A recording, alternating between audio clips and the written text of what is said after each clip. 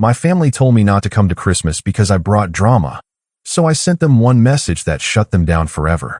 I'm 31, and 3 weeks ago my family uninvited me from Christmas because they said I brought too much drama to family gatherings.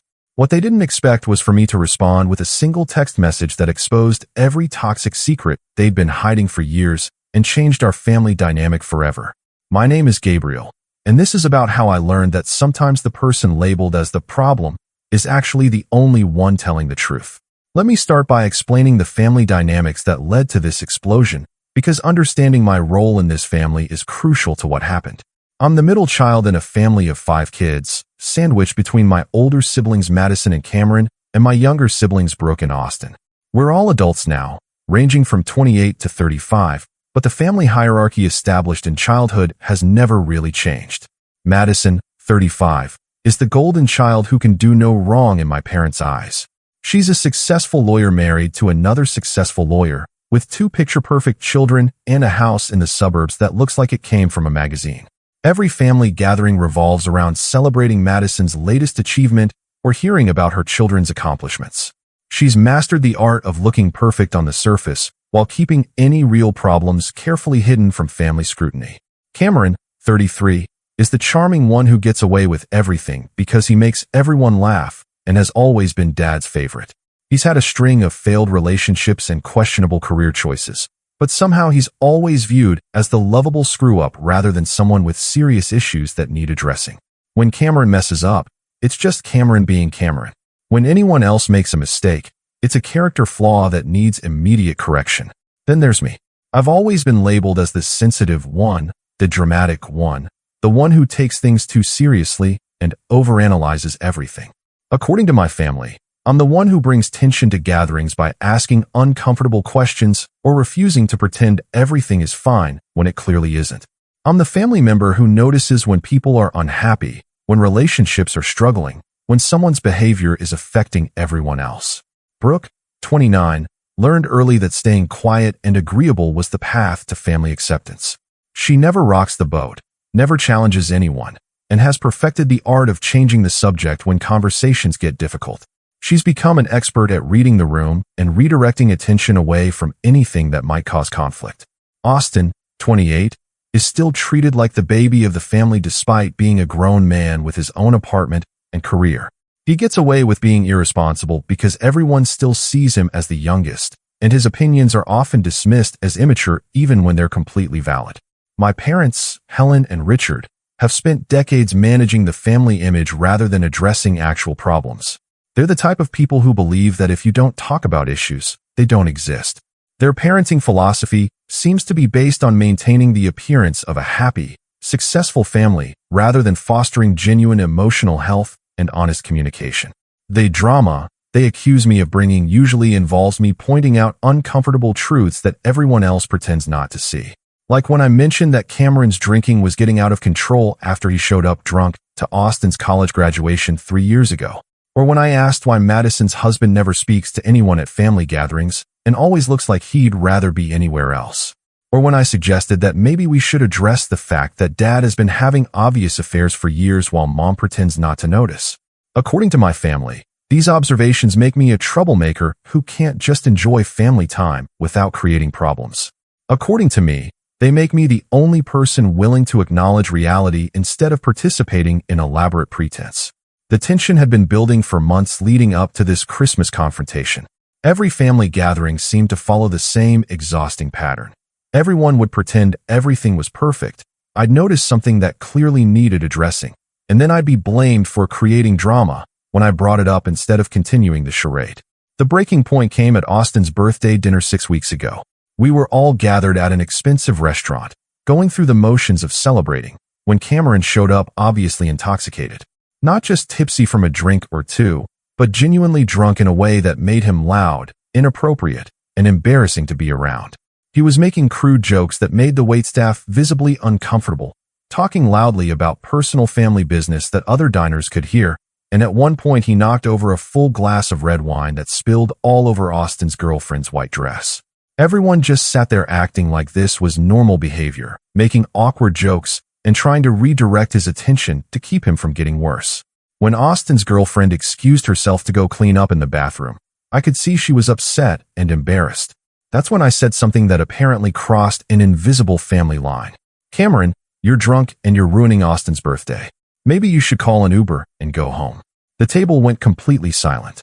Not because what I'd said was unreasonable or untrue, but because I'd acknowledged out loud what everyone else was determined to ignore. Cameron got defensive and belligerent, launching into a rambling speech about how I was always judging him and how he was just trying to have fun at his brother's birthday dinner. Mom immediately started making excuses about how he'd had a particularly stressful week at work and was just blowing off steam. Dad changed the subject to sports with the kind of aggressive enthusiasm that made it clear the conversation was over. But the damage was done. According to my family, I was the one who had made the evening uncomfortable by attacking Cameron instead of just letting him continue his drunken performance while everyone pretended not to notice. Madison pulled me aside after dinner and delivered what she clearly thought was sage wisdom about family dynamics. Not everything needs to be addressed, Gabriel. Sometimes it's better to just let things go for the sake of family harmony. Cameron wasn't hurting anyone. But what about Austin's sake? What about his girlfriend's embarrassment? What about the fact that Cameron clearly had a drinking problem that was getting progressively worse?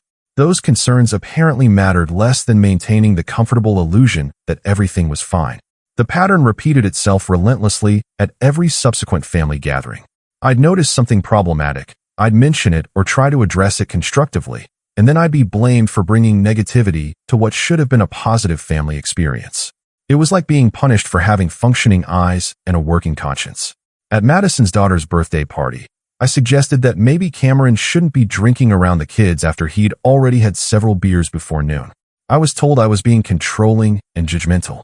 At Mom and Dad's anniversary dinner, I asked if everything was okay when Dad spent half the evening stepping outside to take work calls that obviously weren't work-related.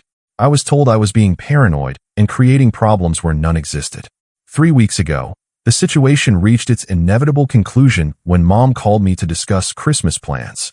The conversation started normally enough, with her asking about my schedule and whether Christina would be joining us for dinner. Gabriel, your father and I have been talking, and we think it might be better if you don't come to Christmas this year, she said in that carefully modulated tone she uses when she's trying to sound reasonable while saying something completely unreasonable. I was so shocked that I didn't respond immediately. In 31 years, I'd never been uninvited from a family gathering. It's just that every time we get together as a family, there seems to be some kind of conflict or tension, she continued, as if she was explaining something obvious. And we want this Christmas to be peaceful and enjoyable for everyone. Are you saying the conflict and tension are my fault? I asked, genuinely needing clarification about how she was framing this situation. I'm saying that you have a tendency to bring up difficult topics at inappropriate times. Madison and Cameron agree that maybe some space would be good for everyone right now. So my siblings had been discussing me behind my back and had collectively decided that I was the problem that needed to be removed from family gatherings. The solution to family dysfunction wasn't addressing the actual problems. It was eliminating the person who noticed them. What difficult topics are you referring to? I asked, genuinely curious about how they were characterizing my concerns in their private discussions. You know what I mean, Gabriel. The way you criticized Cameron at Austin's birthday, the comments you made about Madison's marriage last Christmas, the things you've said about your father and me. It just creates an uncomfortable atmosphere for everyone else. I realized then that my family had completely rewritten history in their minds. My attempts to address real, observable problems had been reframed as me being difficult and dramatic for no reason other than personal dysfunction. So instead of addressing Cameron's drinking, Madison's marriage problems, or Dad's affairs, you've decided the problem is me mentioning that these things exist. See, this is exactly what I'm talking about, Mom said, her voice getting sharper. You can't just let things be. Everything has to be a crisis with you. After I hung up the phone, I spent hours questioning myself. Maybe they were right. Maybe I was too sensitive, too quick to notice problems, too unwilling to just go along with family denial for the sake of keeping everyone comfortable. But then I started thinking about the specific incidents they were referring to, and I realized something crucial. I hadn't been creating drama. I'd been responding to drama that already existed, but that everyone else was determined to ignore. I decided to write a message that would finally force them to confront the difference between acknowledging problems and causing them. That's when I decided to write the message that would change everything forever. I spent hours crafting it, making sure every word was accurate and every accusation was something I could back up with specific examples that everyone in the family had witnessed. I wasn't going to let them paint me as the crazy one anymore. If they wanted to exclude me from Christmas for bringing drama, I was going to show them what that drama actually consisted of versus what they were choosing to ignore.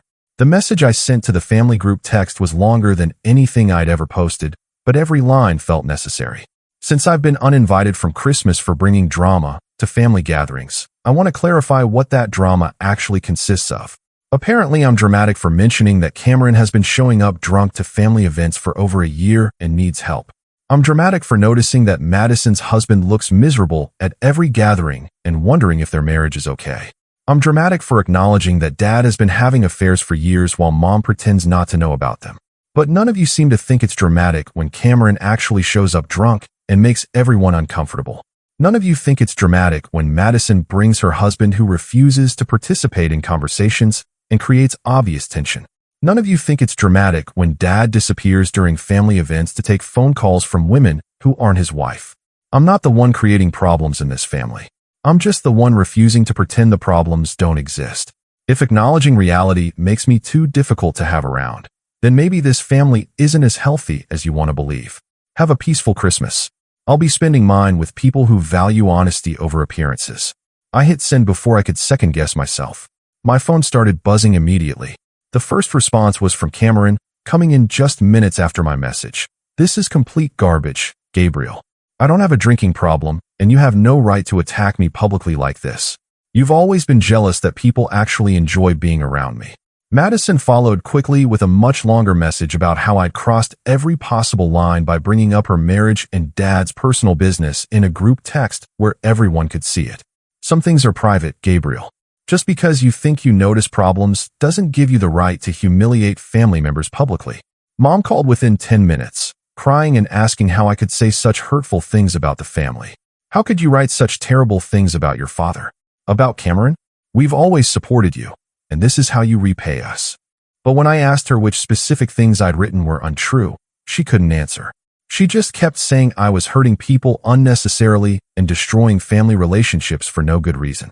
Dad didn't respond at all initially, which somehow felt more telling than if he denied everything. His silence suggested that he knew I was right, but couldn't figure out how to respond without admitting to things he'd been denying for years. But the response that surprised me came from Austin. "Gabriel's not wrong about any of this. Maybe instead of being mad at him for saying it, we should be mad at ourselves for ignoring it for so long." That message was followed by another buzz from Brooke, who never took sides in family conflicts. "I know you're hurt, but did you have to air everything in a group text? This is going to make things so much worse for everyone." That's when I realized that Brooke's response perfectly encapsulated our family's dysfunction. She wasn't concerned about Cameron's drinking, Dad's affairs, or Madison's marital problems. She was concerned about me mentioning them openly instead of continuing to pretend they didn't exist. The next few hours brought a flood of individual calls and texts from various family members, each trying their own version of damage control. Madison called twice, first to yell at me for embarrassing her, then to try a different approach where she acknowledged that her marriage had some issues but insisted that airing them publicly was cruel and unnecessary. Just because something is true doesn't mean it needs to be said, she argued during our second conversation. Some of us prefer to handle our problems privately, but that was exactly the issue. They weren't handling their problems privately. They were ignoring their problems completely while expecting everyone else to pretend not to notice the obvious consequences. Cameron's response was more predictable. He called me at 11 o'clock that night, clearly drunk, rambling about how I'd always been jealous of him and how I was trying to turn the family against him out of spite. The irony of him calling me drunk to deny that he had a drinking problem was apparently completely lost on him. "You've always thought you were better than everyone else," he slurred into the phone. "Always sitting there judging us, acting like you're so perfect. Well, guess what, Gabriel? Nobody likes the family police." The most heartbreaking conversation was with Mom the next day. She called not to apologize for uninviting me from Christmas, but to ask how I could hurt the family by exposing private matters that should have stayed within the immediate family. "Your father made some mistakes, but we're working through them privately," she said, her voice shaky. "You had no right to bring that up in front of everyone." "Working through them privately?" I asked, genuinely confused. "Mom, he's still having affairs. Everyone in the family knows about them. The only person pretending they're not happening is you. That's between your father and me, Gabriel. No, it's not. When Dad brings his mood swings and guilt to family gatherings, when you're obviously unhappy and taking it out on everyone else, when the whole family has to walk on eggshells around your marriage problems, it affects all of us. She hung up on me after that, but not before saying something that really stung. I never thought my own son would be so cruel. But the conversation that gave me the most hope came from Austin 3 days later. He called to tell me that he'd actually confronted Cameron about his drinking after reading my message. I never said anything before because I didn't want to cause problems in the family, Austin admitted. But watching you get blamed for pointing out something that's obviously true made me realize how backwards that is. Austin had offered to help Cameron find a treatment program and had set clear boundaries about not enabling his drinking anymore. Cameron had gotten angry and accused Austin of ganging up on him with me, but Austin had held firm. I told him that you weren't wrong about any of it, Austin said, and that maybe instead of being mad at you for caring enough to notice when he's struggling, he should be grateful.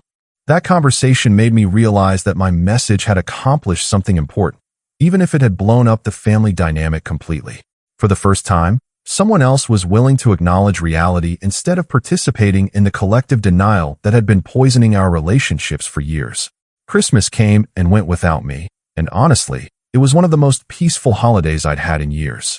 Instead of spending the day walking on eggshells and pretending everything was fine while watching my family's dysfunction play out in real time, I spent it with friends who actually enjoyed each other's company and could have honest conversations without anyone getting blamed for bringing up difficult topics. But the real revelation came from Austin, who called me the day after Christmas to fill me in on what I'd missed. According to Austin, the Christmas gathering was exactly the kind of disaster that proved my point. Cameron showed up drunk again, this time getting into a heated argument with Madison's husband that ended with him storming out of the house and driving away despite being obviously intoxicated. Dad spent most of the day on his phone, stepping outside repeatedly to take calls that were clearly not work-related. Mom was tense and snappy with everyone, making passive-aggressive comments about people who abandon their families during the holidays, while obviously being upset about Dad's behavior. It was exactly the kind of drama you supposedly bring to these things, Austin said, except you weren't even there. Turns out the drama comes from the people who actually have problems, not from the person who points them out. The breaking point came when Brooke, who never spoke up about anything, finally lost her temper and told everyone that they'd scapegoated me for problems that had nothing to do with me.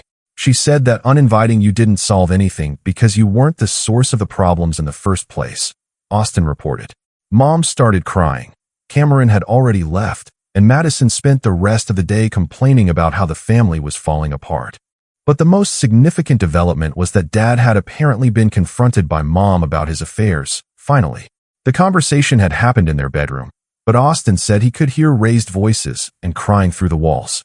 I think your message forced them to finally have conversations they've been avoiding for years, Austin said. It's messy and uncomfortable, but at least it's honest for the first time. 3 days after Christmas, I got an unexpected text from Madison. Can we talk? I owe you an apology. When we met for coffee, she looked exhausted and defeated in a way I'd never seen before. The perfect facade she'd maintained for years seemed to have cracked completely. She admitted that her marriage had been struggling for over a year, and that she'd been hoping that if no one talked about it, maybe the problems would somehow fix themselves. I was so angry at you for mentioning it publicly because it made it real, she said, tears in her eyes. As long as no one was acknowledging it, I could pretend it wasn't happening. She also apologized for supporting the decision to uninvite me from Christmas. You weren't wrong about any of it. I just didn't want to deal with the truth because dealing with it meant admitting that my perfect life wasn't actually perfect. Madison told me that she and her husband had started couples therapy the week after Christmas, finally admitting that their marriage needed serious professional help if it was going to survive. The most surprising development came a month later when Dad called me directly. We hadn't spoken since my message, and I honestly wasn't sure if he'd ever acknowledge what I'd said about his affairs. I owe you an apology, he said without any preamble. Not for having problems, but for letting you take the blame for pointing them out. He admitted that he'd been having affairs on and off for 5 years, and that the family's refusal to acknowledge it had enabled him to continue without facing real consequences for his behavior. It was easier to let everyone pretend it wasn't happening than to deal with what I was doing to your mother and our family, he said. But watching what happened at Christmas made me realize that the problems weren't going away just because we weren't talking about them. Dad told me that he and Mom were in counseling and that he'd ended all contact with other women. He also said something that really stuck with me. You've always been the conscience of this family, and we resented you for it instead of listening to you. Cameron took longer to come around, but eventually he reached out too. He'd started attending AA meetings after Austin's confrontation and was beginning to understand how his drinking had affected not just himself, but everyone around him. I always thought you were just being dramatic when you called me out, he said during a difficult phone conversation 6 weeks after Christmas. But when I started getting sober, I realized that everyone walking on eggshells around my drinking was just enabling me to get worse. He apologized for years of making family gatherings uncomfortable while I got blamed for the tension his behavior created. The family dynamic had shifted completely. Instead of everyone pretending problems didn't exist, we were finally having honest conversations about the issues that had been poisoning our relationships for years. It wasn't easy or comfortable, but it was real in a way our family interactions had never been before. It's been 4 months since I sent that message, and my family looks completely different now. Not perfect, but honest in a way we'd never managed before. Cameron has been sober for 3 months. Madison and her husband are working on their marriage with professional help. Dad and Mom are rebuilding their relationship based on truth rather than denial. Most importantly, the family has stopped scapegoating me for noticing problems. When issues come up now, we address them directly instead of blaming whoever points them out. The experience taught me that being labeled as dramatic or difficult isn't always about your behavior. Sometimes it's about other people's discomfort with truth. Healthy families don't punish members for noticing problems. They address the problems instead of shooting the messenger. My relationship with my family is stronger now than it's ever been. Not because we stopped having problems, but because we stopped pretending the problems didn't exist. What do you think? Was I wrong to air family business so publicly, or was it the only way to break through years of denial and dysfunction? Sometimes the truth has to be loud enough to cut through all the noise of pretending everything is fine.